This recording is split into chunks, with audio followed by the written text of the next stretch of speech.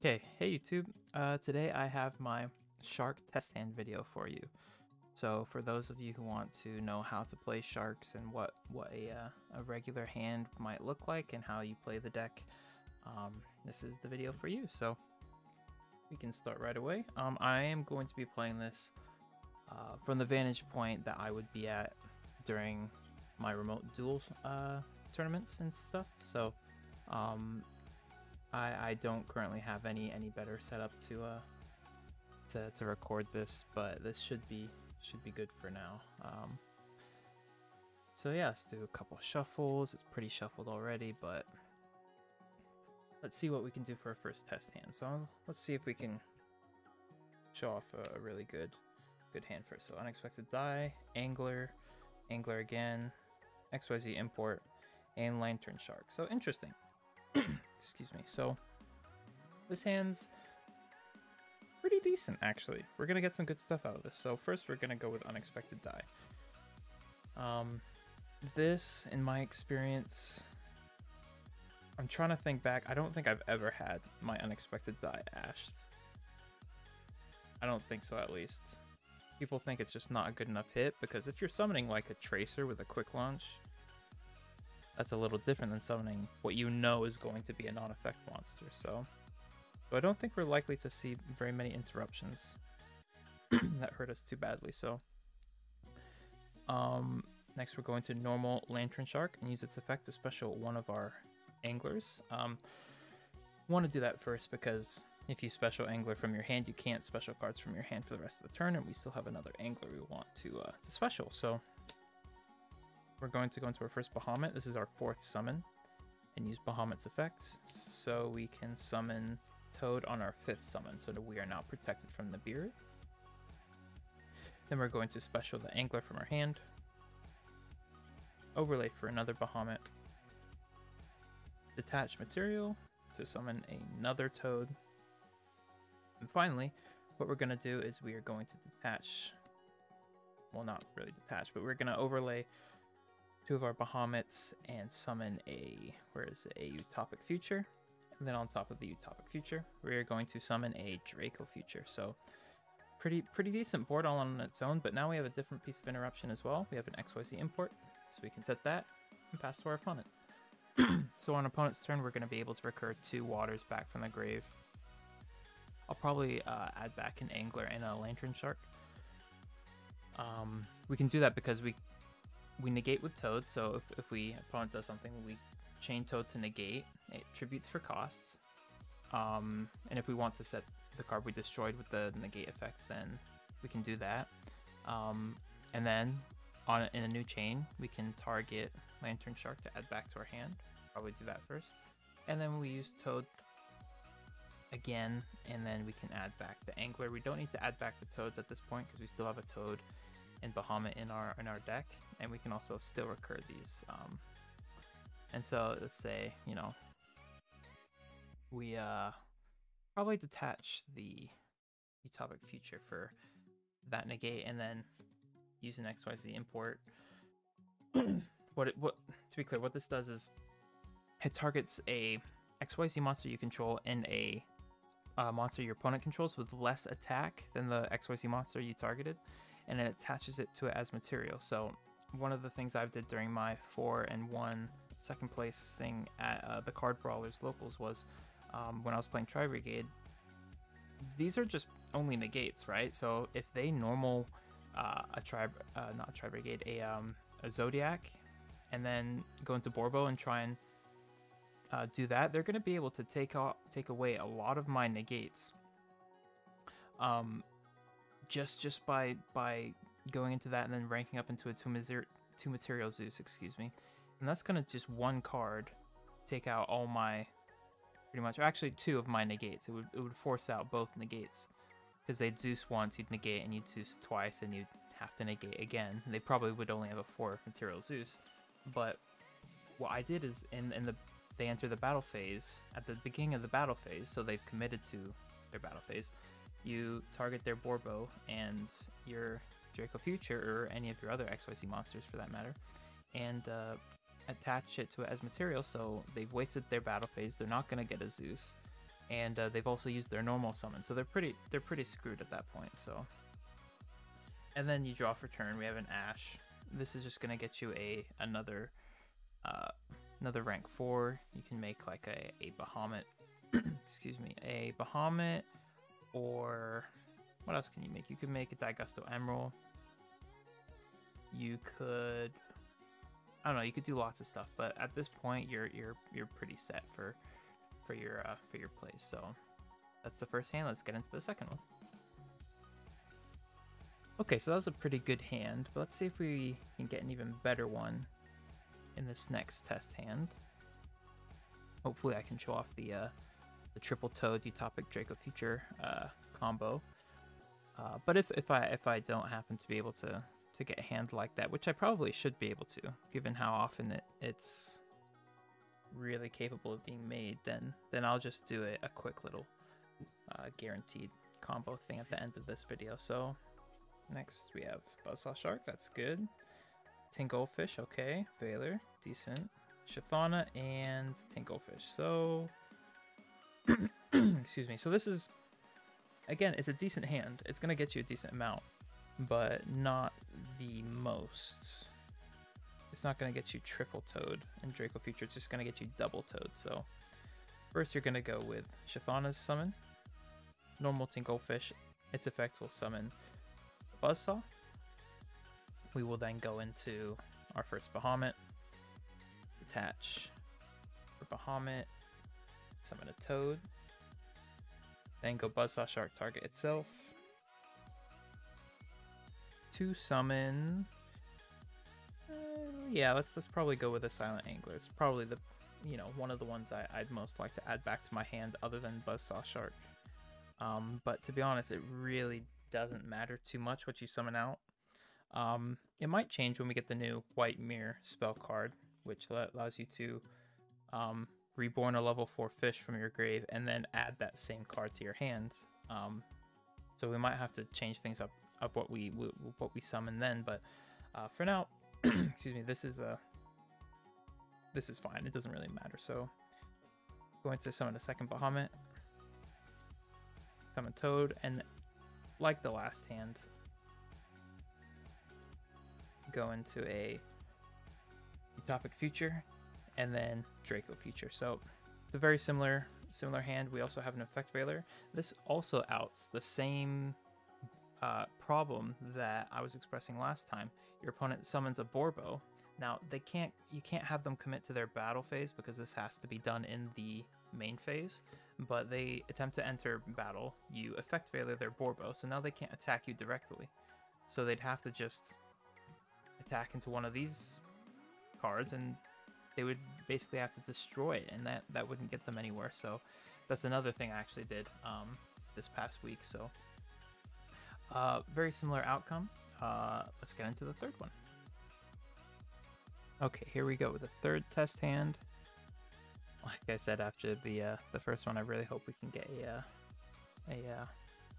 a really good test hand for showing off the triple toad plus Utopic Draco Future combo. So hopefully, with a bit of luck, we can get there.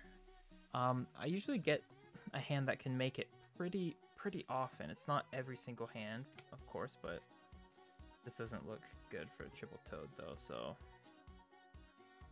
yeah, so this is gonna be one of the less powerful hands, but still decent. So summon the Buzzsaw Shark. Effect target itself. We'll summon Angler from deck again. We'll overlay for a Bahamut. Use Bahamut's effect to summon a Toad. Set the XYZ import, which is a decent bit of interruption, mind you. Then we have one Omni Negate, an Ash, and an import. So all in all, this will probably get you past your opponent turn 1, or excuse me, game 1. So if this is before you side, you play against something like Tri Brigade, this will probably be enough. You have an XYZ import for the first thing that they summon to try and banish their materials from the grave. you can stop that. They'll have to use a special summon.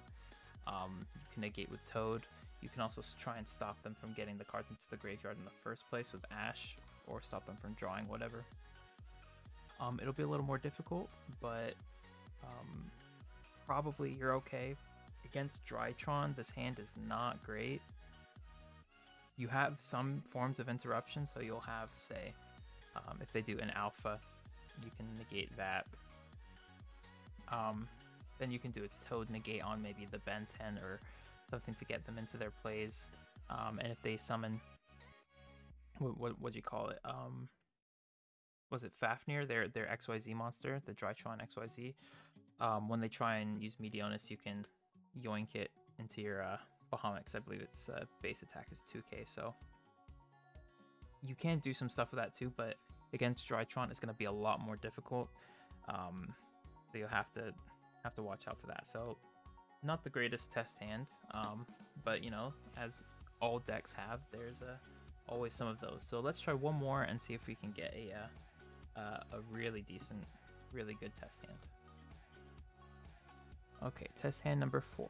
So this will be the last organic one. If I don't get lucky enough to have the right combo that I want to show off here, then I'll just show you it without having to try and draw the cards naturally. So it may appear as though, oh, it's really difficult for this to happen. It actually is not. It actually happens quite often going first for you to be able to make triple Toad. Basically, all you have to do is draw into XYZ Import or Remora, and it's not that difficult to do that. You're running 6 of them technically in your deck, and then you can also draw into them with a Pot of Desires. So there's a decent number of ways to getting to your Remora. So let's see what we can get. So we have Buzzsaw, that's decent. Chathana, okay. Now we just need the Remora access. 10, Imperm, Remora. Here we go. This is going to be the best hand of them all, because we have what we need. So let's see here. There are a number of ways I can do this. I can. So the thing is, you want to make sure you don't commit to too many summons before you can get your first Toad out. And so something that I think I'd like to point out is, when you're trying to make triple Toad, the most important thing is that you need 2 fish monsters to reborn. We need a way to get to a second fish. Now, we have Buzzsaw Shark, so this is the only way we're going to get to a second fish.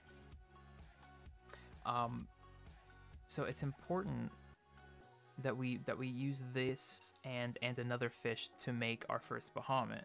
So we don't want to ideally use Tin Goldfish here. So we want to use Chathana, which is a worm, by the way. It's not a fish.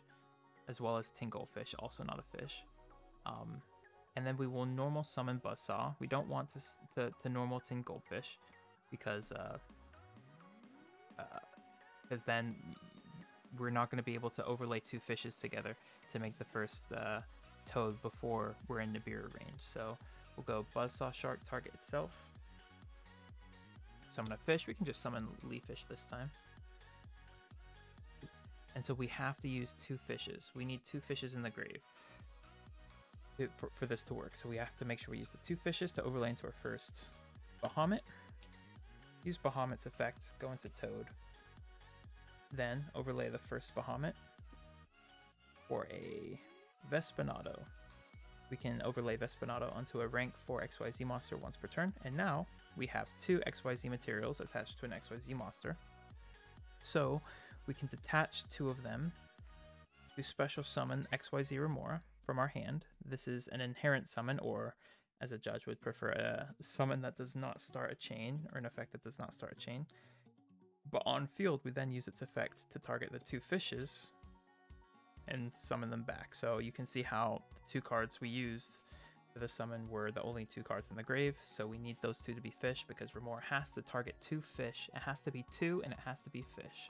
So make sure you remember that. If there's just 1 fish, you can't summon that back. There has to be 2 fish targets to summon it back. Just want to make that abundantly clear. So we can go into a second Bahamut, and as you can see, we have 4 level 4s out now. So we can easily make 2 more rank 4s, which means we can make a Bahamut, another Bahamut, use Bahamut's effect to get a third Toad. Now that we have a third Toad, we can turn these two Bahamuts into the Utopic Future and then the Draco Future. So this is really the most powerful board that we have. Triple Toad, which means we have 3 Omni Negates as well as 3 recursions of water monsters from the grave. So each one of these is going to get us a water monster back from the grave. We also have a undestroyed by card effect, or can't be destroyed by card effect, can't be destroyed by battle. Monster negate, that's a 3k attack, 2k defense, so it's a really strong boss monster. Vespinato doesn't do anything on our opponent's turn. The only thing that would come into play is if our opponent destroys it, it floats into a level 5 or lower monster from our grave. So that's pretty decent. But other than that, it doesn't really matter for our opponent's turn. We also happen to draw an Imperm, so we can set that as well. So if they do have Droplet or Dark Ruler, we do have something to stop our opponent with. And so going, this is one of the boards that I'll just, last thing I'll say is that you can tell the weakness of this deck really is about the Droplets and the Dark Rulers. If you negate the whole board, it's very difficult for you to do stuff, and that's a problem for this deck. So that's why we play Imperial Order, and I've been playing 2 Judgment in the side deck currently, but I'm thinking of bumping that up to 3 because I really do want to see something that can negate a Droplets or a Dark Ruler in game 2 or 3. So I think that's really important. So that's the only thing you kind of have to worry about with this board. But other than that, it's a solid board, and this is the this is the deck that I got second place. I think it was a 27 person local, I think, something around there, and to go 4-1 against all meta decks is pretty good. And it didn't surprise me in the sense that I know this deck is good. This is actually quite a sleeper deck for this format, as well as just in general for any format, to be honest. It's quite a good deck, but people don't really expect to see this. So I think for anyone who wants to play this deck, I highly recommend it.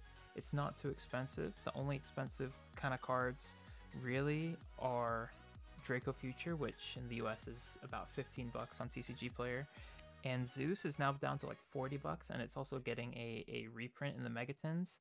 Other than that, the only thing that's expensive are your staples. So if you already have the Imperms, you already have the Ashes, you're gonna be set. The rest of the deck is pretty budget, and if you don't have Imperms, you can play Valor. I'm playing Valor as well, and if you don't have Ash, you can play like Ghost Ogres, or you can play like DD Crows. It really depends on what you have available. So it's really just the hand traps, other than the Draco Future and the Zeus, that are expensive. So highly recommend playing this deck, and yeah, hope you guys enjoyed, and have a great rest of your day. Peace.